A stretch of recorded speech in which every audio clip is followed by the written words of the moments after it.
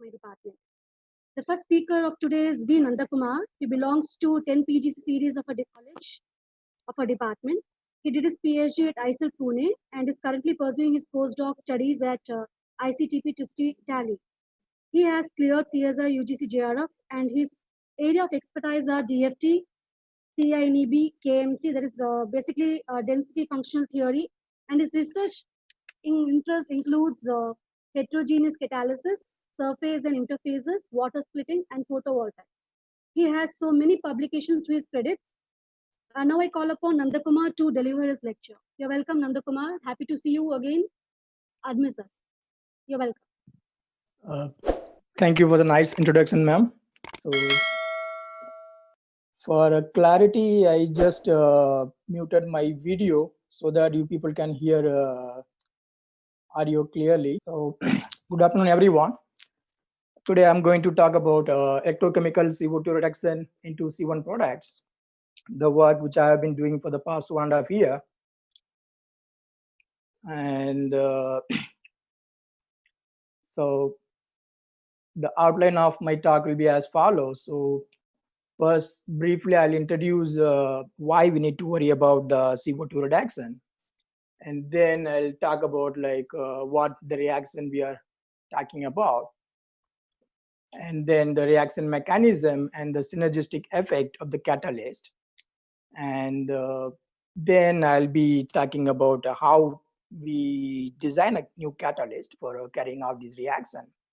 And finally, the reactivity of the catalyst. So in our case, it was hematite, Fe2O3 catalyst. And finally, a conclusion. So with that being said, ever since the industrial revolution, so we see the CO₂ level in the atmosphere is constantly increasing. And so the recorded data is also saying that within the past 70 years, so the atmospheric CO₂ levels have risen more than 25%. So this is really a big increase. And most of it is coming from the industries and the power plants. And as a gas, so the CO₂ is not really a bad one because it's a odorless and colorless gas. And also it's a non-toxic gas. So if you think in a point of view of toxicity, so there will be of no worry. The problem comes because of the greenhouse effect. CO₂ gas is one of the greenhouse gas, basically the most contributing one in the negative environmental effects. So the problem is there are negative environmental effects such as the global warming and then ocean acidification and so on. And so quite recently, the last couple of days also, the weather forecast has predicted we are hit by the huge heat wave in the entire Asian continent. So these all are the negative impacts of the rising of CO₂ levels. So what to do now? So the thing is, so the impacts, that negative environmental impacts were increasing because of the a systematic and a gradual increase of CO₂. So one way to kind of regulate this is reducing the amount of CO₂ release. So one possible thing is shut down all the industries and stop using the fuel so that you put a barrier for the CO₂ release. But with the modern world, we don't think we could do that.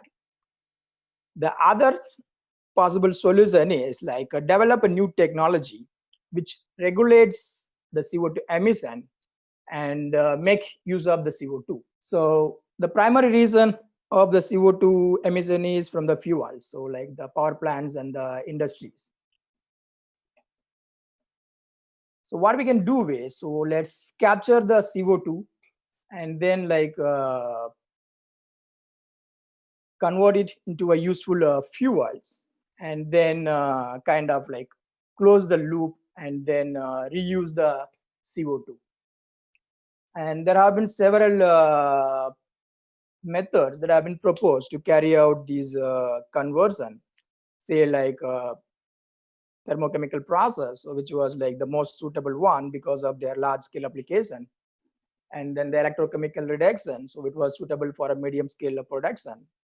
And then photocatalytic reduction and electrocatalytic reduction and other ones. So in this talk, I'll be focusing on electrochemical reduction, so which was suitable for the medium scale production. And so this shows the schematic of the simplified diagram for this electrochemical cell. So here at the counter electrode, the water gets oxidized into OH, and the reaction electrode is the cathode here. So where the carbon dioxide gets reduced into other useful chemicals. And several catalysts have been proposed to carry out these reactions, such as like the most widely studied catalysts were the metal catalyst and alloys, oxide derivatives, and other metal filled catalysts such as carbon-based catalyst. And the reaction which we are talking here are these. So here basically like so we have a kind of variety of products depending on like how many electrons and the protons were involved. For example, say like with a 2 electron reduction, so we get formic acid or carbon monoxide. And with the 4 electron reduction, so we get formaldehyde. With the 6, we get methanol. With the 8 electron reduction, we get a methane. So out of these, so we see like not all these products were thermodynamically favorable. So if you say like a reference with respect to the standard hydrogen electrode, which is having a reduction potential of like minus 0.414 volt, then basically like these 6 and 8 electron reduction products, the methanol and methane, so these were thermodynamically stable product, or which is thermodynamically favorable products, while the others were not thermodynamically favorable. So basically, to carry out this reaction, we need to supply potential from external bias because of their thermodynamically, I mean, the endogenic nature of the other products like formic acid and carbon monoxide. So in the first step, the carbon dioxide adsorbs on the catalyst electrode, and then the reduction happens. So that doesn't happen in just one step. So it involves like several branches. The actual reaction mechanism is quite complex and highly depends on the type of catalyst that's been used. And the most widely followed paths were like these 3 branches. So the first one is this formate pathway, where like the carbon dioxide gets converted into formate intermediates. From there, it could produce a formic acid, or it can either produce a dicarbonate intermediate. And the other pathway is like this reverse water gas reaction, which goes through the CO intermediate. And then the CO gets converted into methanol or methane. The other pathway is also a decomposition pathway, which goes through CO intermediates, and that gets converted into either carbon and then methane, or it can also produce as a higher order hydrocarbons. And our focus is only of C1 products, which means like we don't go for these the branching chain reactions. So we'll be stick ourselves with methane, methanol, and these 1 carbon containing products. And all these reactions can be simply categorized into 3 simple types of reaction steps. Say like the first one is like the A decomposes into B and C. So it's simple thermal decomposition, say like these blue and circle region, for example, where this COOH intermediate decomposes into CO and OH. or other type of step is this proton coupled electron transfer reaction. So where like A produces AH, and for example, say like the CHOO produces formic acid or H2COO and so on.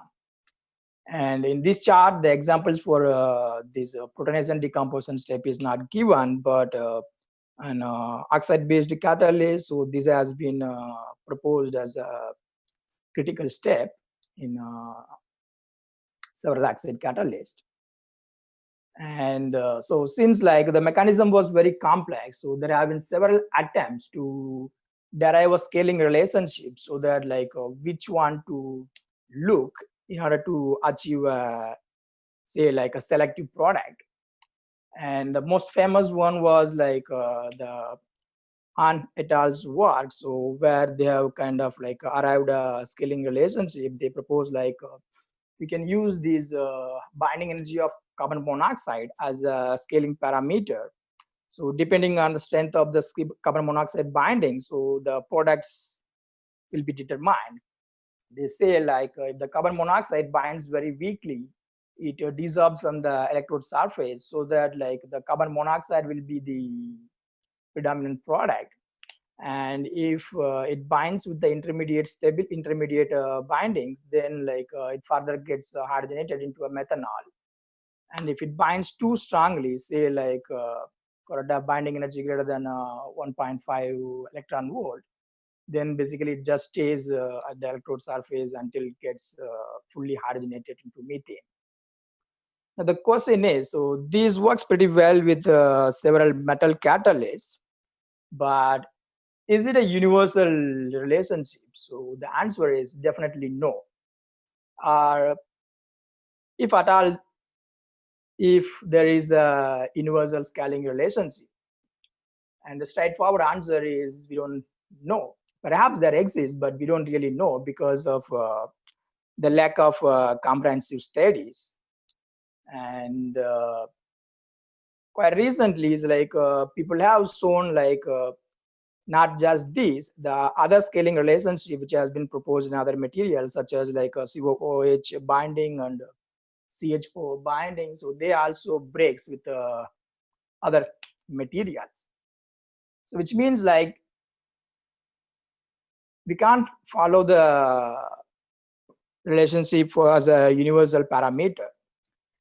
And it could be possibly because there exists no such relationship like a universal scaling relationship, or perhaps we don't really do a comprehensive analysis, so like we are missing something. So remember this diagram. So like in none of those expressions which are derived, they don't do a full comprehensive study. They just focus in any one of these channel and they just analyze that. So we felt like perhaps let's do a fully comprehensive study to understand like is there a scaling relationship which is universal. So we are not interested in keep repeating the studies which people have done. So we wanted to design a catalyst of our own. So what we did is we just get the insights from the literature, what is known, and then we just design our new catalyst. So what we knew is on a metal atom supported on oxide surfaces, we see like the binding energy of these intermediate species like COOH or CHOO or CH2OO, and these species were stabilized because of their interaction with the oxide surface. And the metal atoms were actually only acting like the hydrogen supplier. It just captures those hydrogen from the electrolyte and supplies to the reaction centers. So we thought of modeling, say, like oxide surface, which are having metal atoms which are at the top of the surface, so that they can supply the proton required for the reaction. And we also find that like there exists a synergic effect. So if you have a metal atom which are binding to the reactive site, then that also enhances the binding of intermediate species, so that gives us a favorable channel. So with this in mind, we design a catalyst. So what we need is, we need a metal atom embedded on a flat oxygen terminated surface. So if we can have that, so that will have like both the effects which have been known in previous knowledge. And do we have such a thing? So yes, so we have the hematite surface. So here the gray balls were representing iron, and then the red balls represent oxygen. So it crystallizes in a hexagonal lattice, and it has a sequence something like say iron termination, and then a flat oxygen layer, and then an iron, and then oxygen layer, and so on. And if you want to use this, because it doesn't have just a one termination, so we have several possible terminations. So the surface termination which we are interested in, that should have enough stability at the reaction conditions. So is this stable? And the stability diagram shows that like for a wide range of oxygen chemical potential, which is the typical operating conditions usually. So this surface are found to be the stable one.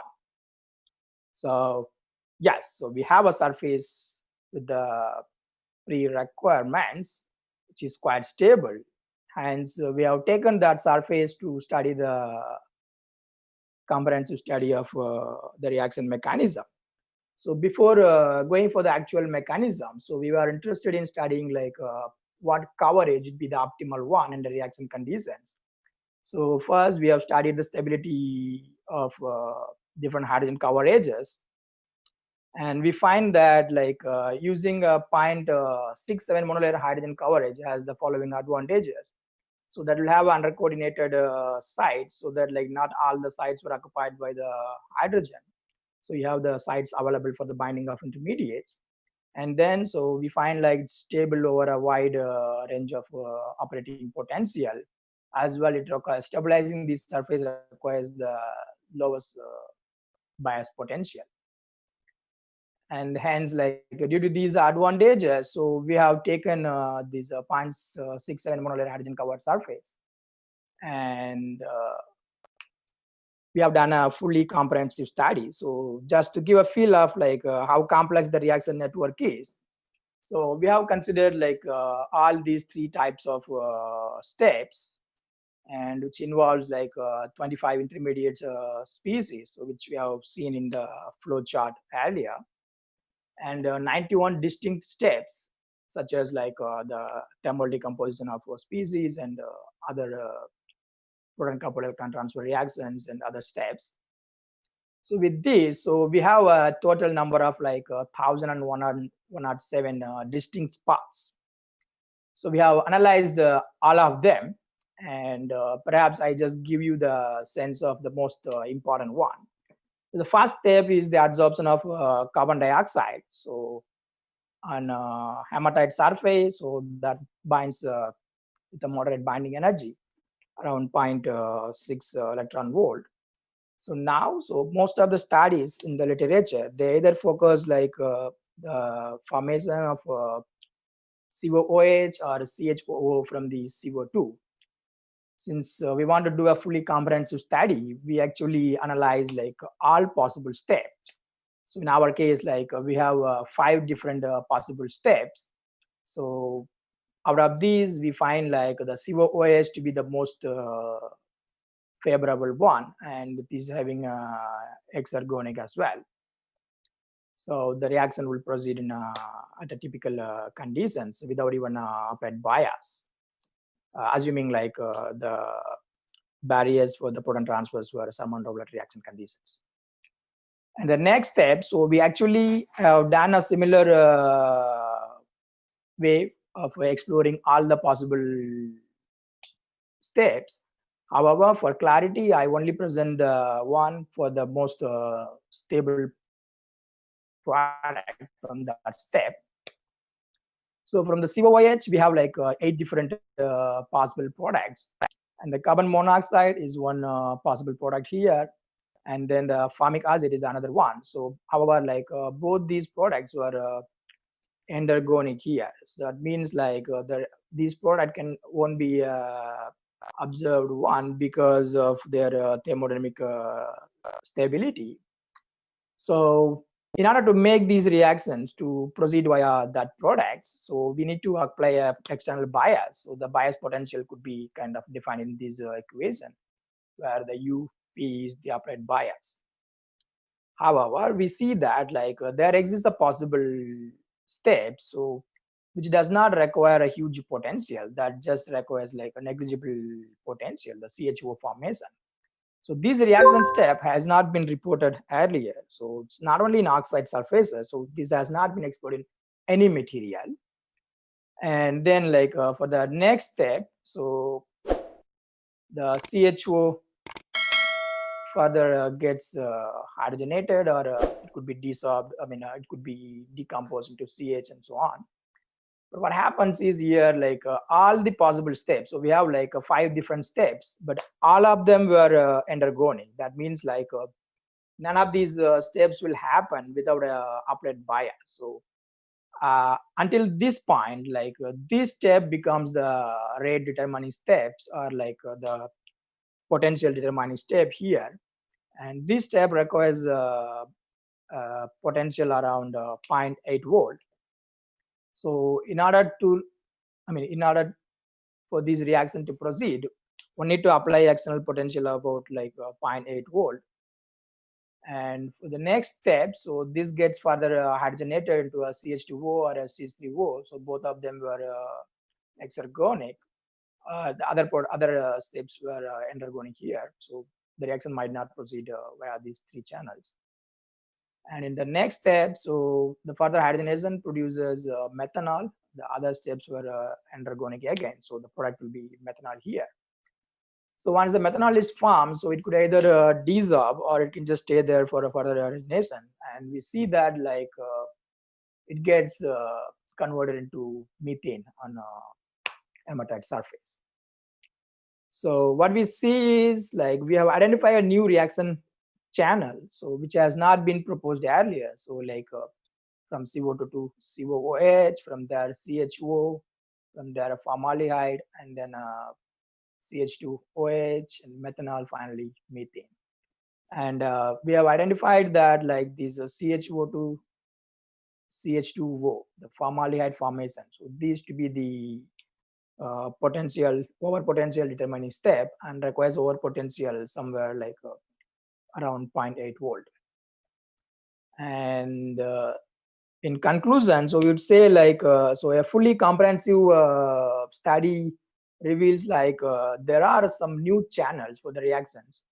So it might also be the reason why the scaling relationships were failing, which were explored. I mean, which were derived for one material, which failed for other one. And perhaps there exists universal scaling relations, but however, with very limited studies, so we cannot really arrive that fully detailed exploration on other materials were needed in order to arrive that. So with that, I would like to thank you people for your attention.